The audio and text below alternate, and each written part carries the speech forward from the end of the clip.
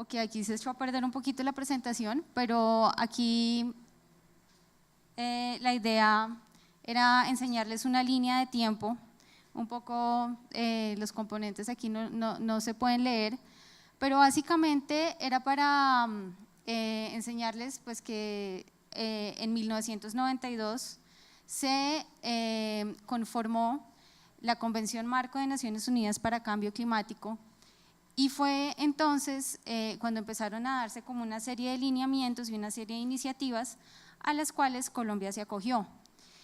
En la tercera convención de las partes son como los países que integran la Convención Marco de Naciones Unidas para Cambio Climático, se adoptó el protocolo para mitigación, que es el protocolo de Kioto. Casi que al mismo tiempo, con un poquito de antelación, con la ley 164 del 94, gracias, Colombia aprobó la Convención Marco y posteriormente, cuando se adoptó el protocolo de Kioto, Colombia también lo ratificó a través de una ley nacional. Posteriormente empezaron a darse los primeros pasos para adaptación, esto fue recién en 2001, esto quiere decir que casi a lo largo de una década, por 9 años, el tema en cambio climático se enfocó mucho al tema de mitigación de gases de efecto invernadero, es decir, como de la causa subyacente o digamos el motor principal del cambio climático. Y solo después entonces se empezó a hablar como de qué hacer frente a las consecuencias de cambio climático sobre el territorio. Y en ese orden de ideas entonces fue en el 2000, en el Plan Nacional de Desarrollo de 2006 a 2010 ya se ordenó digamos la necesidad de crear una articulación interinstitucional para empezar a tratar el tema.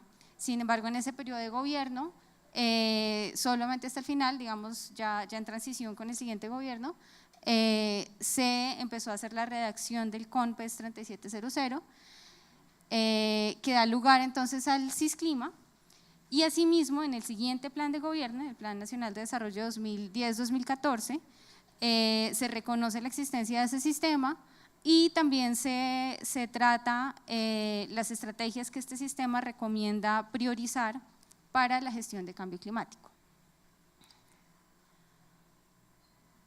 Y aquí por último también estaba que en el 2012, en agosto del 2012 se hace el lanzamiento oficial del Plan Nacional de Adaptación al Cambio Climático.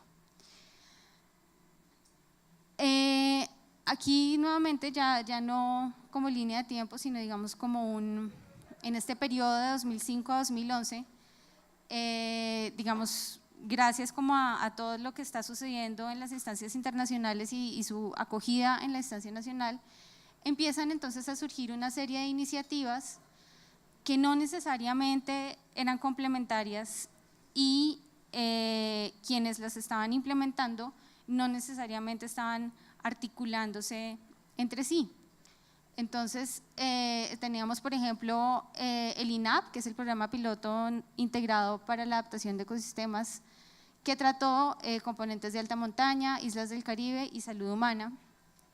El Programa Conjunto de Integración de Ecosistemas de Cambio Climático, la Mesa Nacional de Educación, Formación y Sensibilización de Público sobre Cambio Climático, la RICLISA, que es la Red Interinstitucional de Cambio Climático y Seguridad Alimentaria, el Plan Regional de Cambio Climático Región Capital, que es el PRIC, la Mesa Red, la Estrategia Nacional para la Reducción de Emisiones por Reducción y por Deforestación y Degradación de Bosques, la Estrategia de Protección Financiera ante Desastres que lidera el Ministerio de Hacienda y Crédito Público, la Estrategia Colombiana de Desarrollo Bajo en Carbono y el Plan Nacional de Adaptación. Lo que sucede a continuación entonces es que en el 2011 el Consejo Nacional de Política Económica y Social, el COMPES, emite este documento de política cuyo objetivo es configurar un esquema de articulación interinstitucional que facilite y fomente la formulación e implementación de todas estas iniciativas y sobre todo, esto último es muy importante, que logre la inclusión del clima como determinante para el diseño y la planificación de los proyectos de desarrollo. Esta es entonces, digamos, la arquitectura de armonización y coordinación que se propone en el COMPAS 3700. Entonces, lo que se desea allí es que se garantice, digamos, la complementariedad tanto de roles como de responsabilidades de las entidades públicas, de las entidades privadas, en todas las instancias, nacional, regional y local. Entonces, la estructura arranca con la Comisión Interinstitucional de Cambio Climático, que vendría siendo como el órgano orientador, en donde el DNP es el coordinador y el Ministerio de Ambiente y Desarrollo Sostenible viene siendo la Secretaría Técnica. A continuación entonces están dos comités transversales que son el de gestión financiera y el de investigación, producción y comunicación de la información sobre cambio climático. Allí como secretarios técnicos están el Departamento Nacional de Planeación, más específicamente la Subdirección de Desarrollo Ambiental, y en cuanto al Comité Transversal de Información está como secretario técnico el IDEAM. Aquí están entonces sus objetivos, todo está como enfocado a orientación y armonización. Y están, en última instancia, entonces los comités técnicos. Hay un comité técnico para asuntos sectoriales, uno para asuntos territoriales y otro para asuntos internacionales. Cabe mencionar que en el caso del Comité Técnico de Asuntos Internacionales, no solamente es como una coordinación digamos, desde lo nacional, entre por ejemplo el Ministerio de Relaciones Exteriores y los demás ministerios que tienen oficinas de asuntos internacionales, sino también en el sentido de que todas las posiciones nacionales deben estar articuladas con las posiciones internacionales y viceversa. Entonces, este comité también tendría como la función de aconsejar al gobierno nacional sobre sus posiciones a nivel internacional. Hay un aspecto importante con respecto al CISClima, y es que esta es una recomendación, su implementación es una recomendación que da el COMPES, y la forma de implementarlo es a través de una norma. Se recomienda un decreto. Este decreto ha surtido, digamos, como todos los trámites, pero a la fecha aún no ha sido… se me olvidó el nombre, ¿cómo se dice? Bueno, aprobado, pero existe la certeza de que este año se va a aprobar. La idea entonces, cuando les mostré como todo este grupo de iniciativas, que de pronto ahí se quedaron algunas por fuera, pero quise por lo menos poner las principales y más reconocidas, se hace como una priorización, digamos, de todas esas cosas que estaban pasando.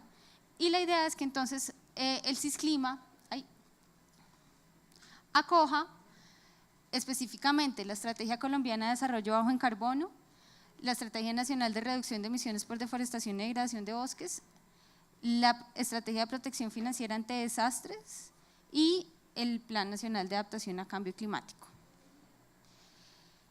El plan es un programa, digamos, es una actividad que es de largo plazo. De largo plazo, en cuanto la idea es que se empiece a retroalimentar en la medida que surja nueva información, tanto sobre las amenazas que puede modificar o aumentar el cambio climático y de los procesos de largo plazo como ascenso de nivel del mar, de glaciación, erosión costera, etcétera, etcétera. Y asimismo, se debería retroalimentar con las lecciones aprendidas de las medidas que ya se están empezando a implementar y pues que se vayan implementando a lo largo del tiempo. En ese sentido, entonces, el objetivo del PENAC, que está definido en el COMPES 3700 y que acoge el Plan Nacional de Desarrollo del actual gobierno, es reducir el riesgo y los impactos socioeconómicos asociados a la variabilidad y el cambio climático en Colombia. Para esto entonces están estos 3 objetivos específicos, que son generar un mayor conocimiento sobre los riesgos, un componente de conocimiento muy fuerte, incorporar la gestión del riesgo climático en la planificación del desarrollo sectorial y territorial, y disminuir la vulnerabilidad de los sistemas socioeconómicos y ecológicos ante eventos climáticos. Como les decía, el PENAC es un plan de largo plazo y en ese sentido se definieron 4 fases que tienen ventanas de trabajo de corto, mediano y largo plazo. Esas fases entonces, si bien digamos tienen una lógica en cuanto a su numeración, no necesariamente quiere decir que no nos podemos, estando en la fase 4, volver a la fase 1, sino que digamos que en la medida que se van adelantando diferentes iniciativas, cada territorio y cada sector va a su propio ritmo, digamos se van surtiendo estas etapas. Otra cosa importante es que el Plan Nacional de Adaptación somos todos, básicamente, así como en su momento lo reconoció el Sistema para la Gestión del Riesgo de Desastres. En este sentido, si bien existe una coordinación nacional del Plan Nacional de Adaptación, que somos 4 entidades, el Ministerio de Ambiente y Desarrollo Sostenible, el IDEAM, la Unidad de Gestión del Riesgo de Desastres, y el Departamento Nacional de Planeación, también son parte las entidades territoriales, las corporaciones autónomas, el sector privado, los ministerios de los diferentes sectores económicos, y por lo tanto digamos que hay como unos roles diferenciados. En el caso de los coordinadores, nosotros hemos enfocado, o se enfocaron digamos los 2 primeros años de trabajo en esta primera fase conceptual y metodológica. En el desarrollo de esa fase, entonces hemos desarrollado insumos metodológicos y lineamientos para orientar la adaptación al cambio climático. Tenemos entonces 2 documentos ya listos, el Adaptación Bases Conceptuales, las hojas de ruta para la formulación de planes de adaptación, están en camino las guías para el análisis de riesgo asociado a la variabilidad y al cambio climático, la guía para incorporar el cambio climático dentro del ordenamiento territorial y el documento como tal de la Estrategia Nacional, que es el Plan Nacional de Adaptación al Cambio Climático. Este es el ABC, la Adaptación Bases Conceptuales. Allí se brinda un contexto de dónde sale, digamos, el Plan Nacional, que ya más o menos se los presenté. Están las bases conceptuales, están razones para promover la adaptación en Colombia, como una especie de diagnóstico, y 10 lineamientos para una adaptación planificada. Bueno, la ley 1450, en su artículo 217, expresa que las entidades públicas del orden nacional deben incorporar en sus planes sectoriales una estrategia de adaptación al cambio climático. Y en ese orden de ideas, esa es la principal motivación para la elaboración de la hoja de ruta. La idea es identificar, que este sea como una herramienta metodológica que facilite identificar vacíos de información y de conocimiento, la construcción de portafolios de medidas sectoriales de adaptación, sectoriales y territoriales de adaptación con su respectiva regionalización y la estructuración de proyectos de adaptación. Rápidamente, ya para luego pasar a las hojas de ruta, en la siguiente fase, la idea es acompañar la formulación de planes de adaptación. Y en esto estamos las 4 unidades apoyando sectores y territorios en la formulación de sus planes, identificando otra vez los vacíos de información y conocimiento, la construcción de un portafolio de medidas y el apoyo a la estructuración de proyectos, que es decir, es implementar la hoja de ruta. Para eso está hecha la hoja de ruta. Hoy día estamos brindando acompañamiento a 5 sectores que fueron como los 5 sectores que desde un principio del Plan Nacional de Adaptación se identificaron como prioritarios por su alta vulnerabilidad a los efectos de la variabilidad climática y por consecuencia potenciales efectos de cambio climático. Tenemos entonces en el sector agricultura, hemos trabajado en conjunto con el Ministerio de Agricultura y Desarrollo Rural, con la Dirección de Desarrollo Tecnológico, y en DNP estamos trabajando dos dependencias técnicas, la Dirección de Desarrollo Rural y la de Desarrollo Ambiental.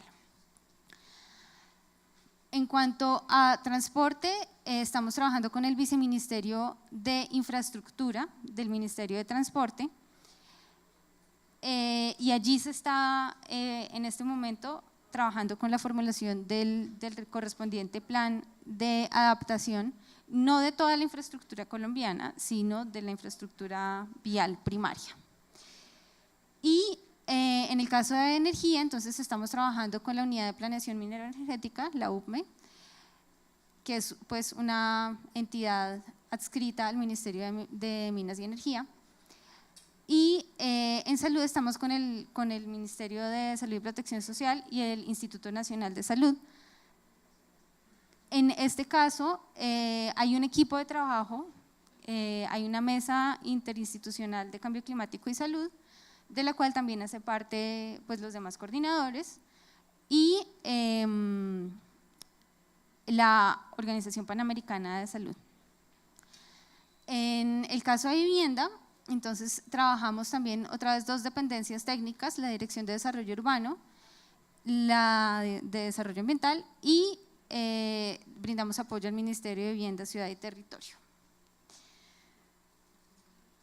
En cuanto al acompañamiento a los territorios, el Ministerio de Ambiente y Desarrollo Sostenible hace unos 3 años definió los nodos sectoriales y territoriales de cambio climático, que son como las instancias a escala regional en las cuales se trabaja el tema. En el decreto de creación del CISClima, que pues está en borrador, no ha sido aprobado, están, digamos, definidas estas dos funciones, que son promover acciones de adaptación al cambio climático y de mitigación de las emisiones de gases de efecto invernadero, entre otros, pero digamos que para efectos de esta presentación es lo más relevante.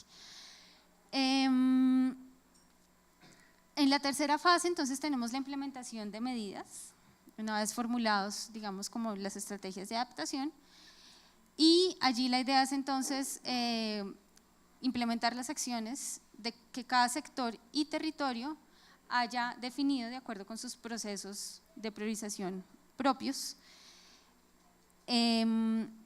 Y el objetivo entonces es que las políticas, programas y proyectos priorizados a nivel nacional cuenten con todas las entidades que promueven la implementación del Plan Nacional de Adaptación. Y por último, una fase de monitoreo y reporte, en donde se haga justamente ese proceso de retroalimentación que yo les contaba, que es como actualizar conocimientos sobre amenazas y riesgo climático, evaluar las principales iniciativas de adaptación y monitorear y reportar el desempeño del Plan Nacional de Adaptación a Cambio Climático, no solamente para efectos, digamos, de que los proyectos o los planes, digamos, a una mayor escala, entiendan qué se puede mejorar o qué se puede modificar o qué se debe continuar, sino también porque en muchas ocasiones existen fuentes de financiación que exigen, digamos, unas buenas prácticas de monitoreo y evaluación de las medidas de adaptación. Entonces, digamos que desde un principio el enfoque es tener esto en la visión de largo plazo, de corto y mediano plazo también. Entonces, ya entrando en materia de la hoja de ruta, quise traer a colación estas dos cosas, digamos, para tenerlo de referencia. Muy seguramente esta presentación algunos de ustedes las querrán consultar posteriormente, y son el principio orientador que motiva la formulación de la hoja de ruta y su objetivo. Entonces aquí simplemente voy a leerles rápidamente el objetivo, que es orientar a los sectores y territorios para la formulación de acciones de adaptación al cambio climático adecuadas a sus necesidades, cuyos responsables y mecanismos de evaluación y monitoreo se consignen en el marco de planes de adaptación sectoriales y territoriales. ¿Cuál es el nivel de detalle de la hoja de ruta? Entonces tenemos diferentes capacidades de adaptación, diferentes necesidades de adaptación y circunstancias particulares en cada sector y territorio. Estamos aquí hablando de una guía que debe aplicarse tanto para el Ministerio de Agricultura como para el municipio de Huasca. Entonces, digamos que tiene que ser un instrumento amplio. Y en ese sentido, está construida en diferentes pasos que pueden ser utilizados y ajustados de acuerdo a necesidades y especificidades de los sectores y los territorios. Brinda alineamientos para conocer el riesgo climático, utilizando, digamos, o siguiendo orientaciones que no dependen del tipo y de la cantidad de recursos financieros o humanos, es decir, es muy flexible, brinda diferentes opciones o pone sobre la mesa diferentes opciones. Busca incorporar variables climáticas en los instrumentos y procesos de planificación, se tiene eso en cuenta desde una primera etapa, apuesta por medidas de adaptación gana-gana y apunta a fortalecer la capacidad para prever efectos y prevenir riesgos climáticos. Estas son las 5 etapas, digamos, principales de la hoja de ruta. Aquí hay algo importante y es, nuevamente, se buscaba que este instrumento fuera muy flexible y que reconociera que hay muchos territorios o hay muchos sectores que ya tienen adelantados ciertos pasos o ciertas instancias para la adaptación. Hay muy seguramente territorios que pueden estar implementando ya medidas de adaptación, pero que no necesariamente tienen una gestión de información sobre cambio climático específicamente. Entonces, en reconocimiento de eso, estas etapas, si bien están numeradas, si bien siguen como un orden lógico, no necesariamente desconocen que esto tiene una utilidad, tiene un valor y digamos, debe continuarse en el tiempo, sino que al contrario, como que abarca, digamos, todos los pasos de una manera integral. Entonces, ya entrando en materia de la hoja de ruta, aquí lo que están son como unas preguntas orientadoras de cada uno de los pasos de cada etapa. Aquí estamos en la etapa 1, que es la preparación y planificación.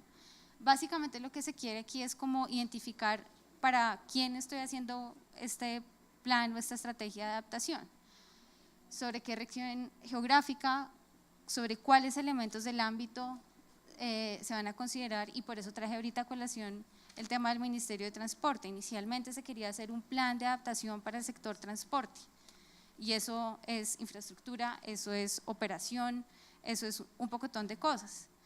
Y como sabíamos que teníamos que partir, digamos, de unas bases, de un sustento válido de con qué información contamos, qué es para nosotros una amenaza, qué es el cambio climático que nos implica, se empezó a acotar un poquito justamente esto. ¿Cuáles son los elementos dentro del ámbito que se van a considerar? Entonces pasamos del sector transporte al sector infraestructura, y luego dentro del sector infraestructura no quisimos coger fluvial, férreo, vial, sino que dijimos cojamos vial. Y dentro de vial, al mismo tiempo, empezamos a identificar una serie de circunstancias que llevaron a solamente abarcar el sistema vial primario. Pero eso no es como, uy, no, pero esta gente que locha la que se dedicó, sino eso es reconocer hasta dónde tengo yo capacidades, cuál es la información que tengo, y sobre todo, si vamos a empezar a hacer esto, hagamos con poquito, pero hagámoslo bien, muy bien hecho. Y en la medida que haya unas lecciones aprendidas allí, muy seguramente va a ser mucho más sencillo empezar a abarcar cada vez ámbitos más amplios. Por otra parte, entonces, tenemos entonces como un segundo paso, articular con otros instrumentos de planificación. Entonces, esto más que articular, ya como haga la articulación, es más bien como identifique con qué instrumentos de planificación haría falta articularse. Entonces, ¿cuáles son esos instrumentos de planificación o políticas que orientan la gestión del riesgo y la gestión ambiental del sector o territorio? ¿Cuáles son los lineamientos que deberían incorporar aspectos de adaptación dentro de esos instrumentos de planificación? En tercer lugar, hacer un mapeo de actores y sus capacidades. Nuevamente, fue lo que, por ejemplo, sucedió en transporte. ¿Cuáles son las funciones requeridas para la formulación de ese plan? ¿Cuáles son los actores que tienen competencia? ¿Con qué herramientas, recursos económicos, recursos humanos, entre otros, cada una de estas entidades puede participar, o cada uno de estos actores, porque también podemos estar hablando del sector privado? El cuarto paso es identificar la información de base para formular el plan. ¿Qué necesito? ¿Qué información existe? ¿Qué puedo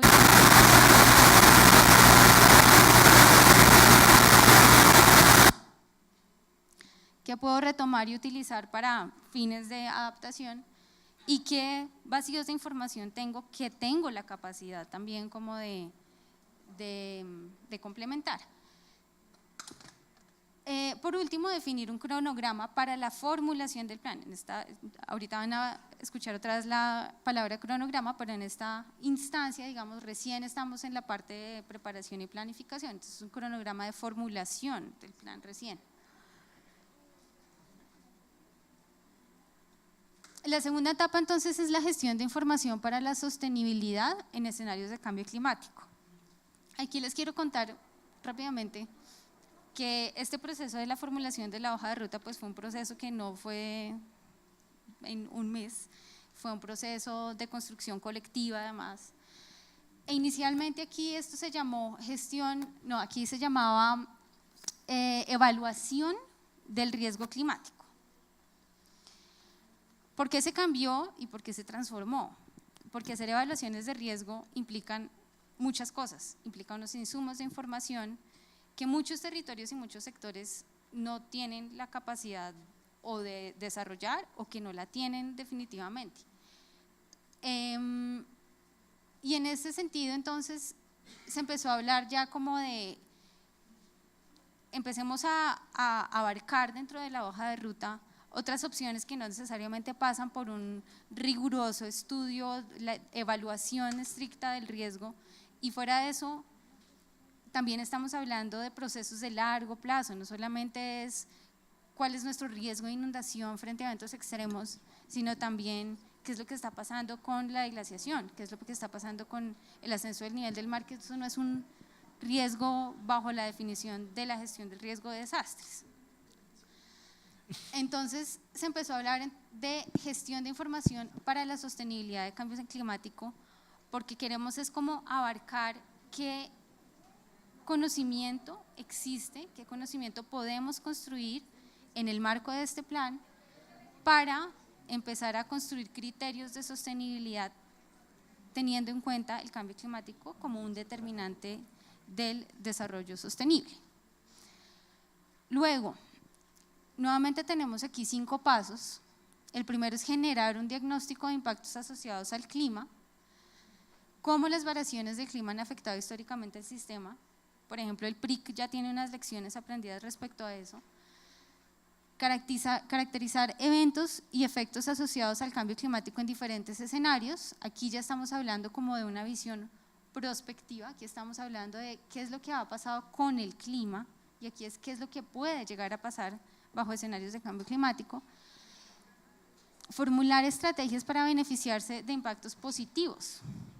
Y eso sí que es un reto, porque nosotros, y de hecho la Convención Marco de Naciones Unidas habla mucho de busque no solamente cuáles son sus riesgos, cuáles son los posibles impactos negativos, sino también trata de identificar cuáles son los posibles impactos positivos. Pero para eso digamos que todavía no hay un desarrollo como tan claro de cómo hacer esa identificación de impactos positivos.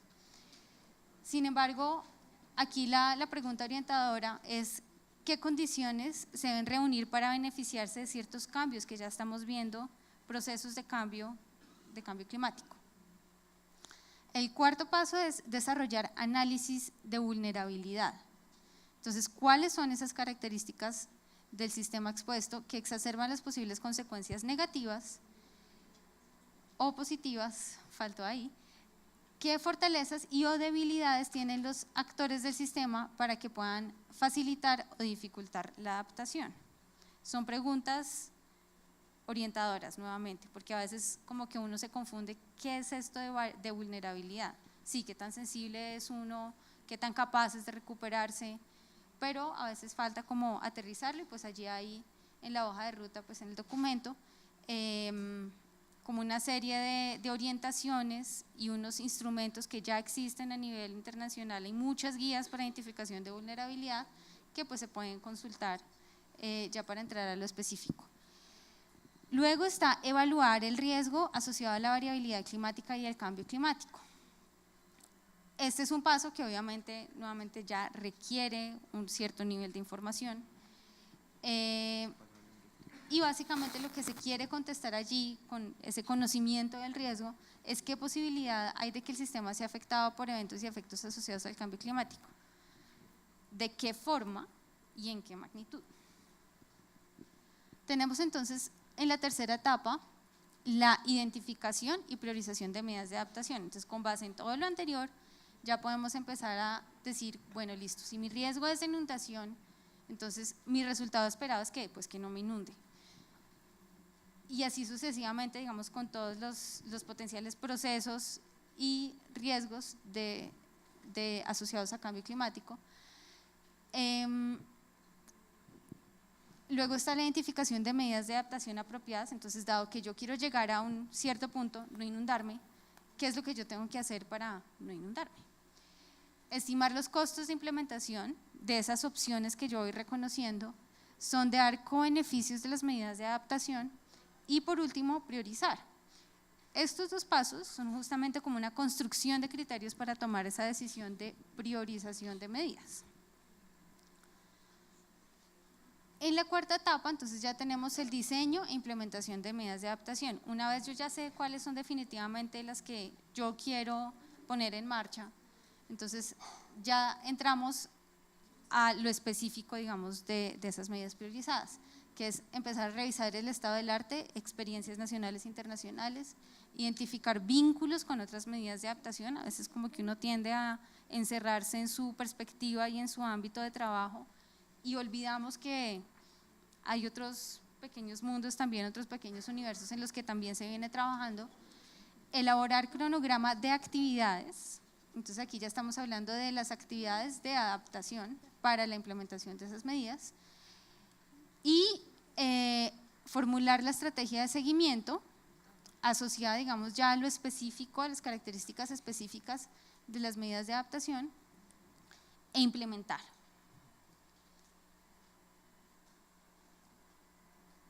Aquí hay una cosa importante y es que este paso es anterior a la implementación, esto de formular la estrategia de seguimiento.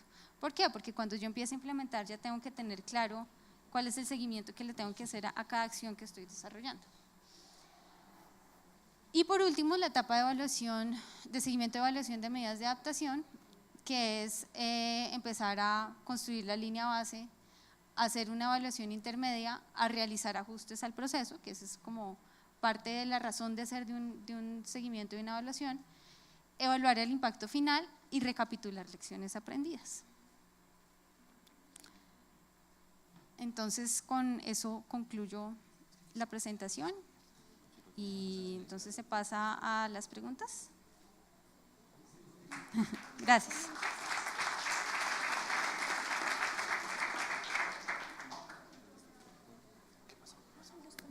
Agradecemos a la doctora Diana Hernández y pasamos a la sesión de preguntas.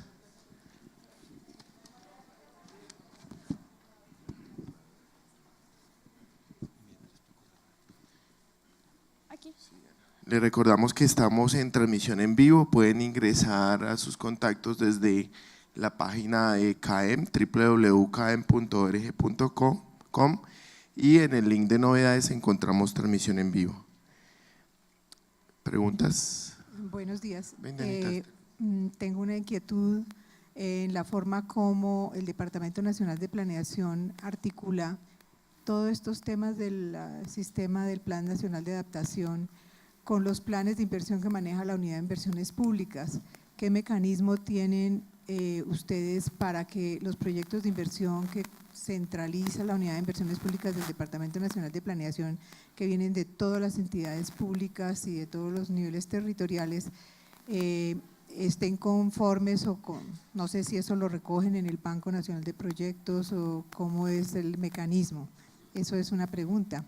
La otra es como una observación y de pronto esperar su comentario, porque pues viendo este sistema tan complejo, lleno de muchísimas instancias y conocedores de que en los últimos 15 a 20 años se han desarrollado en 1000 herramientas de planeación lideradas por el Departamento Nacional de Planeación, nos preocupa ver que, por ejemplo, en el plan de desarrollo actual parece que adoleciera de una cierta esquizofrenia, porque mientras hay una serie de locomotoras para el desarrollo, que nomás la imagen de las locomotoras no tienen, son exactamente contrarias a lo que se piensa en un plan de adaptación. No sé cómo hace el Departamento Nacional de Planeación para emitir un plan de desarrollo con esas características una vez que ha incorporado este Plan Nacional de Adaptación. Gracias.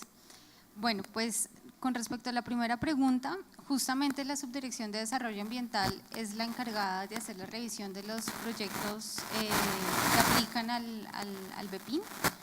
En esa medida, pues somos nosotros quienes hacemos las recomendaciones y retroalimentación de los proyectos que aplican a los recursos del Presupuesto General de la Nación. Y en ese sentido es como un proceso de retroalimentación continua entre las partes para que justamente se siga, digamos, una lógica de acuerdo con lo que se está establecido en el Plan Nacional de Adaptación. En cuanto al tema del Plan Nacional de Desarrollo, justamente ese es el rol del Departamento Nacional de Planeación y somos muchas dependencias técnicas, hay una dependencia de minas y energía, hay una dependencia de agricultura y nuestro trabajo es justamente coordinar y complementar en cada uno de los temas. Nosotros trabajamos, digamos, de la mano con todas estas dependencias que son como cabeza o hacen parte del sector al cual pertenecen las locomotoras y trabajamos de la mano para justamente incorporar aspectos de adaptación, de mitigación, en general de desarrollo ambiental sostenible, tal como lo dice el nombre de la dependencia para la que trabajo. Sí, buenos días.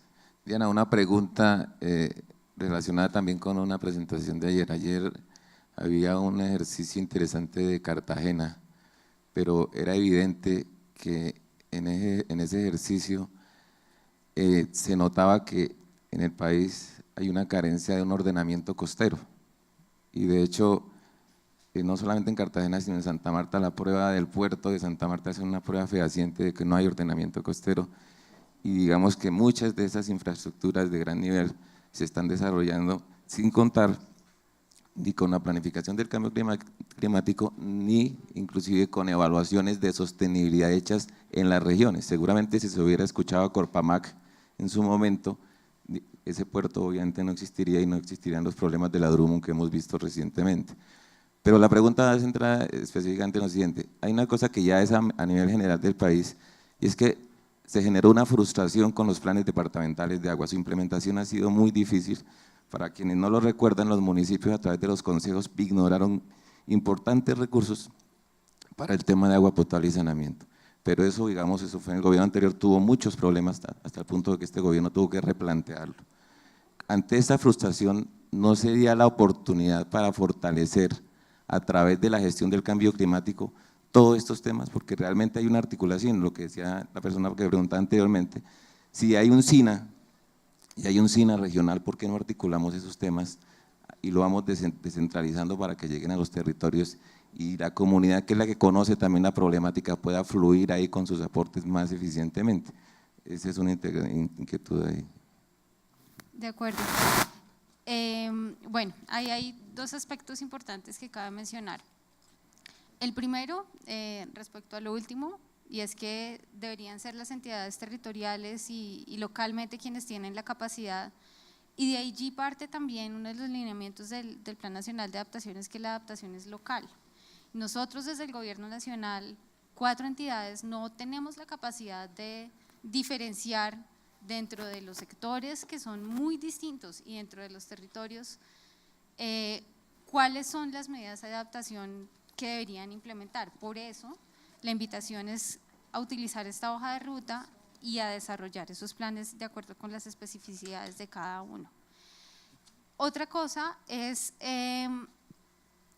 teniendo en cuenta que el plan es una iniciativa que logró estructurarse, digamos, recién hace, bueno, menos de 2 años en realidad, hay muchas cosas que ya vienen sucediendo en el país, ¿cierto? Que nosotros queremos empezar a afectar, pero pues que ya tienen como toda una historia detrás. La idea, ciertamente, y en eso estamos trabajando en las entidades coordinadoras, es empezar a ver instrumento de planificación